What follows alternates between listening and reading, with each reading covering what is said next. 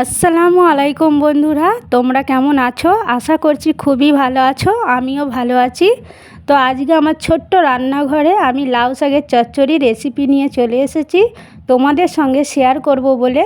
প্রথমেই কড়াইয়ে সরষের তেল দিয়ে দিলাম, দিয়ে বড়িগুলো দিয়ে দিলাম, ভালো করে ভেজে নেব লাল লাল করে। এই ছোট্ট রান্নাঘরে রান্না করতে খুবই অসুবিধা হয়, তবুও চেষ্টা করছি তোমাদের ঘরে ভালো কিছু দেখানোর। তো উল্টে পাল্টে বড়িগুলো ভালো করে ভেজে নেব, দিয়ে এবার তুলে নেব। আজকে পুরো রান্নাটা আমি সরষের তেলেই করব। তো আবারও কড়াইয়ের মধ্যে অল্প পরিমাণে সরষের তেল দিয়ে দেব, তারপরে আলু আর বেগুনগুলো দিয়ে দেব, দিয়ে একটু লাল লাল করে ভেজে আবার তুলে নেব। তো আমার রান্না যদি ভালো লেগে থাকে তো একটু লাইক করে দিও আর চ্যানেলটিকে সাবস্ক্রাইব করে দিও, আর কমেন্টে অবশ্যই জানিও আমার রান্না আপনাদের কেমন লাগে। আলু আর বেগুনগুলো ভালো করে ভেজে নিচ্ছি, ভেজে নিয়ে এবার একে একে তুলে নেব। আমার ভাজা হয়ে গেছে, এবার একে একে তুলে নিচ্ছি। আজকে প্রথম ভয়েস দিচ্ছি, জানি না কেমন হবে। যদি তোমাদের ভালো লেগে থাকে তো প্লিজ কমেন্টে জানিও। তারপরে আবারও একটু তেল দিয়ে নেব কড়াইয়ে, একটা শুকনো লঙ্কা ফোড়নে দিয়ে দেব। শুকনো লঙ্কাটা একটু লাল লাল হয়ে গেলে তারপরে একটু রসুন দিয়ে দেব, রসুন বাটা দিয়ে দেব। একটু রসুন বাটা দিয়ে দিলাম, আর একটু দিলাম, দিয়ে এবার রসুন আর শুকনো লঙ্কা লাল লাল হয়ে গেলে তারপরে এবার লাউ শাকটা দিয়ে দেব কড়াইয়ের মধ্যে। আমাদের এখানে হোলির খুবই গান চলছে, বাজছে, বুঝতেই পারছো। এবার লাউ শাকটা দিয়ে দেব। কত টাটকা সুন্দর পরিষ্কার সবুজ লাউ শাক, দেখে বুঝতেই পারছো। এবার আমি একটু চাপা দিয়ে দেব। চাপাটা খুলে দেখব লাউ শাকটা অনেকটাই কমে গেছে।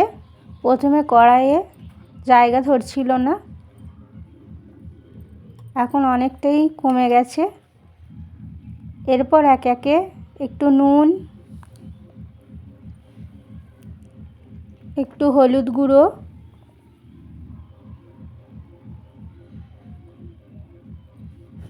একটু লঙ্কা গুঁড়ো, একটু জিরে গুঁড়ো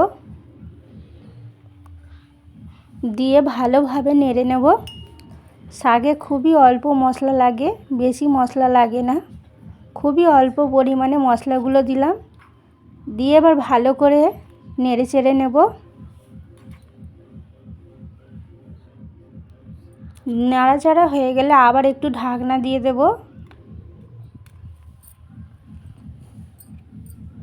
কড়াইটা ঠিক করে নেব।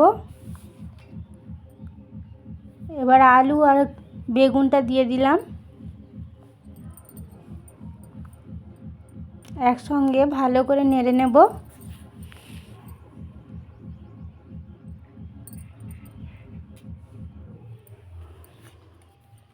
নাড়াচাড়া হয়ে গেলে ঢাকনা দিয়ে দেব, যাতে আলু বেগুন শাক সব একসঙ্গে ভালোভাবে সিদ্ধ হয়ে যায়।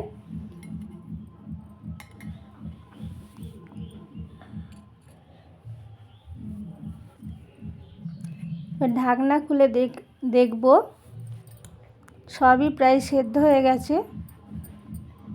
আলু বেগুন শাক সবই সেদ্ধ হয়ে গেছে। এবার একটা কাঁচা লঙ্কা দিয়ে দিলাম। এবার আমি সরষে বাটা দিয়ে দিলাম। যে কোনো শাকে একটু সরষে বাটা দিলে খুবই ভালো লাগে খেতে। ভালো করে নাড়াচাড়া করে নেব। আমার লাউ শাকের চচ্চড়ি প্রায় কমপ্লিট। এবার আমি বড়িটা দিয়ে দিলাম, দিয়ে একটু হালকা নাড়িয়ে চাড়িয়ে নিয়ে প্লেটে সার্ভ করে নেব। আমার রান্নাটা পুরো কমপ্লিট হয়ে গেছে, তোমরা দেখতেই পাচ্ছ। সব কিছুই সেদ্ধ হয়ে গেছে। এবার আমি একটা প্লেটে সার্ভ করে নিচ্ছি।